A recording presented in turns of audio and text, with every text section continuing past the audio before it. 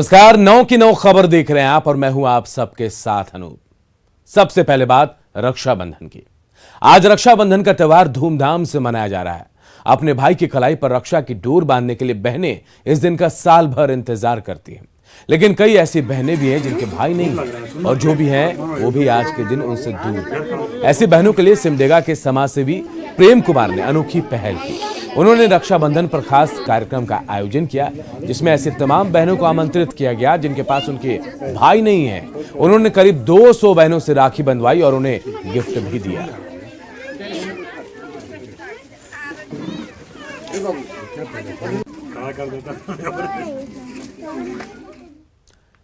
रक्षाबंधन पर सीएम नीतीश ने प्रदेश और देशवासियों को बधाई दी है।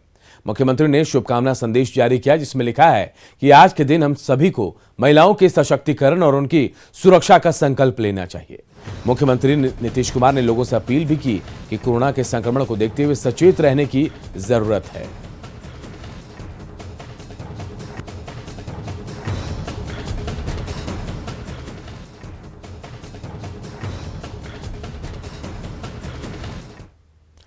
प्रधानमंत्री नरेंद्र मोदी ने भी रक्षाबंधन पर देशवासियों को शुभकामनाएं दी हैं। अपने ट्विटर संदेश में पीएम मोदी ने लिखा है, सभी देशवासियों को रक्षाबंधन के पावन पर्व पर ढेरों शुभकामनाएं।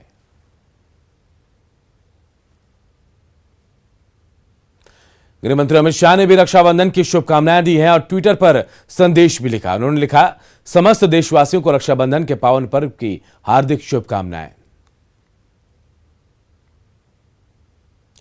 और रक्षाबंधन पर अब बात एक बरगद के पेड़ की जो भाई बहन के अनोखे प्रेम की कहानी कहता है।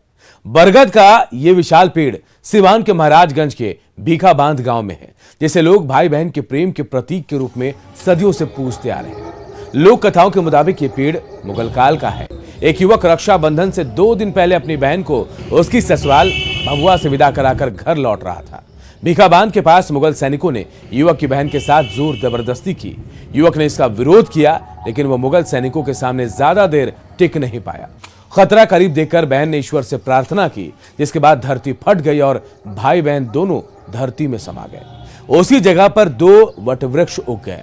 वहां एक मंदिर भी बनाया गया जो आस्था का केंद्र बन गया और लोग आज भी उस बरगद को राखी बांधकर भाई बहन के अनोखे प्रेम को याद करते हैं।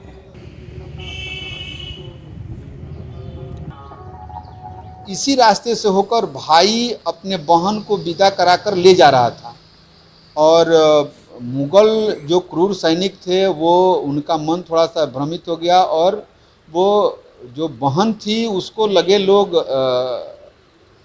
कुछ अश्लील हरकत करना शुरू किए। उस पर वो भागना चाहिए लेकिन अब देखी कि नहीं, अभी लोग मुझे नहीं छोड़ेंगे, तो याचना करके 5 मिनट के लिए ध्यान रखने के लिए वो बैठ गई ज़मीन पर और ज़मीन फटा और वो नीचे चली गई। अपने शक्ति से वो नीचे चली गई और मुगल सैनिक देख कर हतप्रभ रह गए।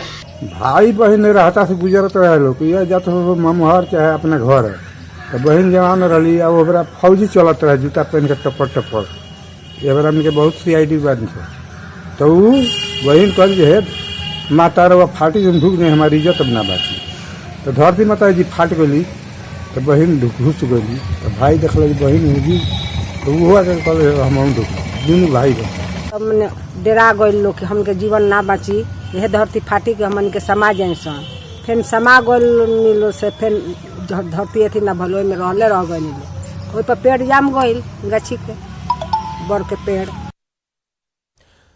दूसरी खबरों का रुख करते हैं। खबर भोजपुर के संदेश थाना क्षेत्र से, जहां अवैध बालू खनन रोकने गई पुलिस टीम पर बालू माफिया ने ईंट पत्थर से हमला कर दिया और जब्त किए गए ट्रैक्टर को बालू माफिया वहां से लेकर भाग गए।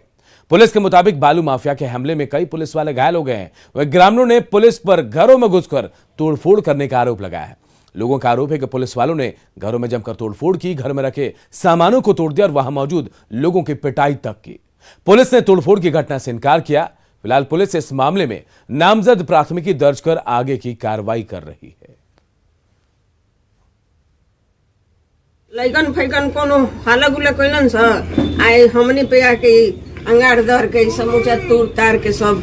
आपके घर का तो सारा सामान बर्बाद कर दिया है। सारा कितना घंटा तक पुलिस यहाँ रहा पुलिस हम देख देनी 4 गाड़ी रहन सर। तो मैं लगा के चढ़ के हाँ पूरे सब मोहल्ला हम सब आदमी को कोई घर ना रहे, हम ही कराएंगे खाली।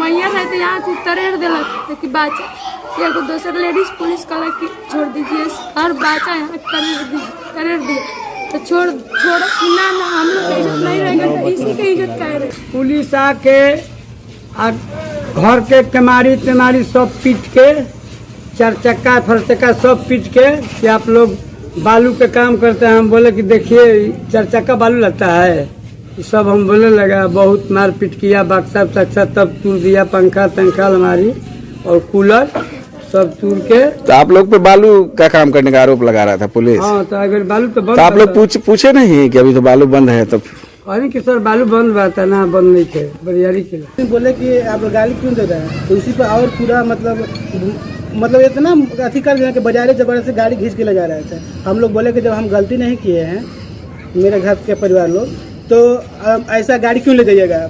इतना ही की बात थी। उसके बाद वो लोग क्या किए, प्रशासन ऊपर से मंगाए 70 कम से कम 7 गाड़ी प्रशासन मंगाए थे लोग, और पूरा परिवार के लगभग मतलब पूरा देखिए रहे हैं, सब फोड़ फाड़ दिया गया है।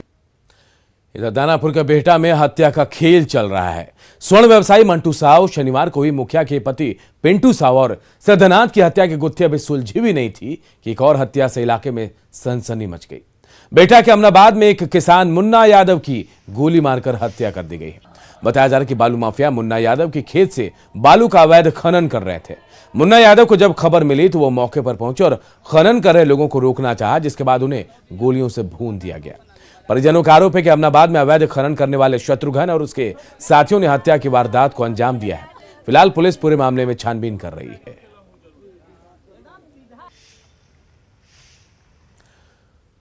मधुबनी के झंझारपुर में कमला के तटबंध को दुरुस्त करने का काम युद्ध स्तर पर चल रहा है।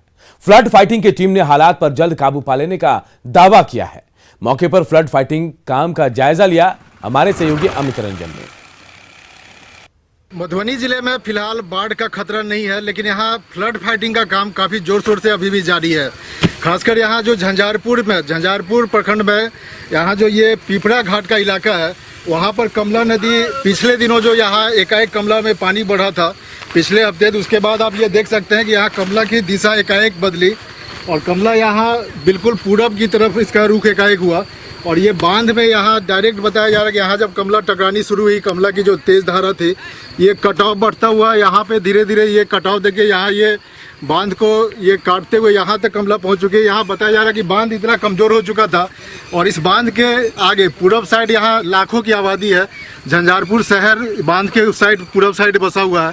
ऐसे में यहाँ काफ़ी खतरा बढ़ा हुआ था और लेकिन ये जल संसाधन विभाग के द्वारा लगातार इस इलाके में बांध की मॉनिटरिंग 24 घंटे लगातार पेट्रोलिंग की जाती थी। ऐसे में पता चला कि यहाँ पिपरा घाट में जो कटाव हो रहा है, उसके बाद यहाँ लगातार ये पिछले 1 हफ्ते से यहाँ युद्ध स्तर पर बांध का जो फ्लड फाइटिंग का काम किया जा रहा है, बांध का जो मरम्मतीकरण किया जा रहा है। आप देख सकते हैं कि अभी ये रात का वक्त है, अभी यहाँ हजारों की संख्या में यहाँ जो कामगार हैं वो दिन रात यहाँ लगे हुए हैं।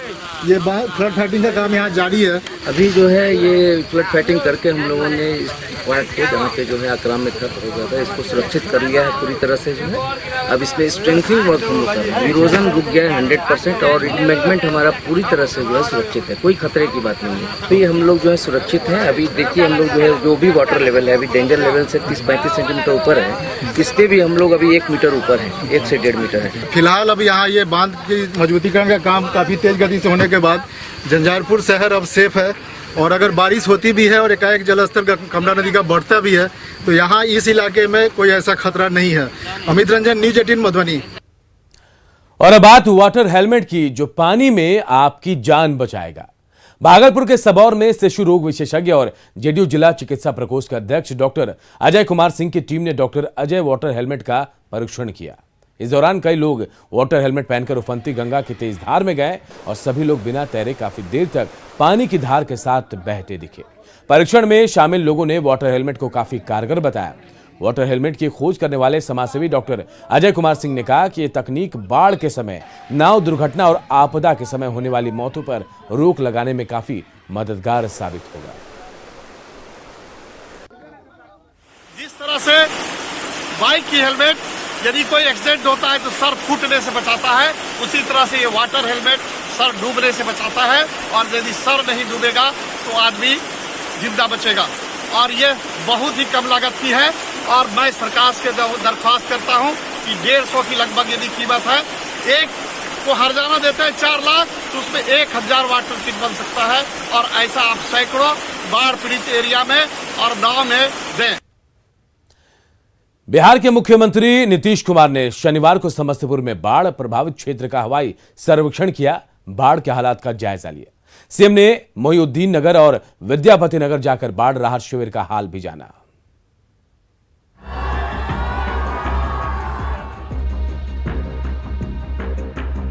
बाढ़ से बिहार के 26 जिले प्रभावित हैं, जिसमें से एक समस्तीपुर भी है। बाढ़ प्रभावित लोगों की मदद के लिए सरकार राहत केंद्र चला रही है। मुख्यमंत्री नीतीश कुमार ने शनिवार को बाढ़ प्रभावित क्षेत्र का दौरा कर राहत शिविरों का जायजा लिया। तो उसी सिलसिले में आए हैं, देख रहे हैं। एक तो हम पूरा देख ही चुके हैं, और बाकी सब लोगों से समीक्षा की गई है। हर जगह लोगों के लिए जो राहत की कार्रवाई वो कर रहे हैं, रहने का इंतजाम, भोजन का इंतजाम, और हर परिवार जो प्रभावित हो। सीएम नीतीश कुमार सबसे पहले मोहिउद्दीन नगर के बाढ़ राहत शिविर कैंप गए और फिर विद्यापति नगर बाढ़ राहत शिविर का भी दौरा किया। मोहिउद्दीन नगर प्रखंड स्थित जेटीए कॉलेज और टाउन हॉल बलुआही में बनाए गए बाढ़ राहत शिविर का निरीक्षण करने के बाद सीएम आईटीआई कॉलेज में बनाए गए पशु राहत शिविर का भी जायजा लिया। इस दौरान सीएम ने लोगों की समस्याएं सुनी और उन्हें हर संभव मदद का वादा किया। सब काम हो रहा, पशुओं के देखभाल का भी काम, हर चीज हो रहा। तो उसी को देखने के लिए ऊपर से तो हम देखते ही हैं एक चीज को, लेकिन उसके साथ साथ जगह जगह जा करके कि वहाँ किस तरह से लोग कर रहे हैं, लोगों की सहायता वो देखते हैं। तो अभी लोगों से भी बातचीत किया है, यहाँ भी इसके पहले भी 3 जगह गए, तो सब लोगों ने कहा कि ये काम ठीक है। और कहीं मुख्यमंत्री ने तेजस्वी यादव के उस कटाक्ष का जवाब भी दिया, जिसमें तेजस्वी ने सीएम के दौरों को हवा हवाई करार दिया था। जाते रहते हैं, कौन क्या कहता है हम उसको ध्यान नहीं देते, लेकिन ये मेरा काम है कि एक चीज को देखना। और जब भी कुछ बाढ़ की स्थिति होती है, कौन जानता है, पहले लोग आज तक बाढ़ के बारे में कुछ जाने हैं? पहले कुछ होता था, कोई इसके लिए कोई बना हुआ नियम था? पहले कहाँ कुछ होता था? ये सब कुछ तो हम लोगों ने किया है 2007 से। बिहार में बाढ़ ने एक बड़ी आबादी को प्रभावित किया हुआ है। सरकार लोगों की मदद के लिए हर संभव कोशिश कर रही है। खुद मुख्यमंत्री दौरा पर दौरा कर हालात का जायजा ले रहे हैं। सीएम जितना एक्टिव हैं, अधिकारी भी उतने ही एक्टिव हो जाएं तो लोगों की मुश्किलें शायद कम हो जाएंगी। न्यूज़ 18 के लिए समस्तीपुर से मुकेश कुमार की रिपोर्ट। जल संसाधन मंत्री संजय झा ने सीतामढ़ी और शिवहर में बागमती के तटबंधों का जायजा लिया। उन्होंने बताया कि यह पता लगाया जा रहा है कि इन इलाकों में बाढ़ को रोकने के लिए और क्या किया जा सकता है। इंस्ट्रूमेंट यूएस से मंगाया है, लड़का निरीक्षण है, और उसमें एग्जैक्ट मुख्यमंत्री जी का मानना है कि भाई इसका लॉन्ग टर्म सॉल्यूशन क्या होगा। अब यहीं पर जो नदी सब है वो सारा का उद्गम तो नेपाल है। अब नेपाल में तो कोई हाई डैम बनने की बात, उसमें कोई प्रोग्रेस है नहीं। तो इस साइड में हम क्या कर सकते हैं? यहीं सीतामढ़ी जिला में नीतीश कुमार जी आए थे तो लखनदेई रिवर को, मृत रिवर को जिंदा किया गया। शायद बिहार का ये पहला एग्जाम्पल होगा। 1 किलोमीटर बचा हुआ, वो भी मैं आज चेक किया था। जातीय जनगणना को लेकर मुख्यमंत्री नीतीश कुमार के नेतृत्व में बिहार का सर्वदलीय प्रतिनिधिमंडल 23 अगस्त को प्रधानमंत्री से मुलाकात करेगा। उन्होंने कहा कि बिहार में सत्ता पक्ष और विपक्ष जातिगत जनगणना के मुद्दे पर एक है और अपनी बात केंद्र सरकार के सामने रखेंगे। फैसला केंद्र को करना है। उन्होंने उम्मीद जताई कि प्रधानमंत्री जी सकारात्मक रुख रखेंगे। परसों समय दिया हुआ है आदरणीय प्रधानमंत्री जी का 11 बजे दिन में, तो उनसे ये पूरा का पूरा डेलीगेशन का लिस्ट भी भेज दिया था पहले भी, और पुनः भी भेज दिया गया। सभी पार्टियों के 10 पार्टी के सब लोग जा रहे हैं। यहाँ के जितने लोग हैं, जो विधानसभा विधान परिषद में 10 पार्टियां हैं, उन्हीं 10 पार्टी के प्रतिनिधि सब जा रहे हैं। अगर मान लीजिए कि पूरे देश के लिए ये निर्णय नहीं होता है जाति आधारित कास्ट बेस्ड सेंसस का, तो उसके बाद तो सोचा जाएगा। जब यहाँ पर भी विचार है तो हम लोग उसको किस प्रकार से कर रहे हैं, आपस में पूरी बातचीत करके कर सकते हैं, वो तो बात की चीज है। लेकिन अभी तो पूरी कोशिश होनी चाहिए। अगर पूरे देश के लिए ये हो जाता है कास्ट बेस्ड सेंसस, जाति आधारित जनगणना ये बहुत लाभदायक होगा। सब जगह लोगों की इच्छा है कि एक बार तो जरूर होना चाहिए, तो उससे ताकि पता चल जाए कि लोगों की कितनी आबादी है और सभी प्रकार के लोगों के विकास के लिए क्या करना है और बेहतर ढंग से उसको किया जा सकता है। तो एक बार जरूर कर लेना चाहिए, ये हम लोगों की राय है। बीजेपी का उस समय नहीं मिला था, अभी बाद में मिला, कल मिला, आज नाम भी तो आज उसका सबका नाम भी कम्युनिकेट कर दिया गया। तो जो पार्टी की तरफ से है, तो बाकी लोगों का तो पहले ही से था, वो पहले ही हम भेज चुके थे। सोचते हैं कि जरूर अपनी बात को हम लोग ठीक ढंग से रखेंगे तो जरूर इस पर पॉजिटिवली विचार होगा, ऐसा लोगों को भरोसा है। लेकिन निर्णय लेना तो भाई केंद्र सरकार का काम है, अभी कैसे कर सकते हैं, हम लोग अपनी बात कहेंगे जरूर। नीतीश कुमार के नेतृत्व में जो प्रतिनिधिमंडल प्रधानमंत्री से मिलेगा उसमें 10 सदस्य शामिल होंगे। ये सदस्य सभी दलों से और सभी को उम्मीद है कि मुलाकात का सकारात्मक परिणाम भी सामने आएगा।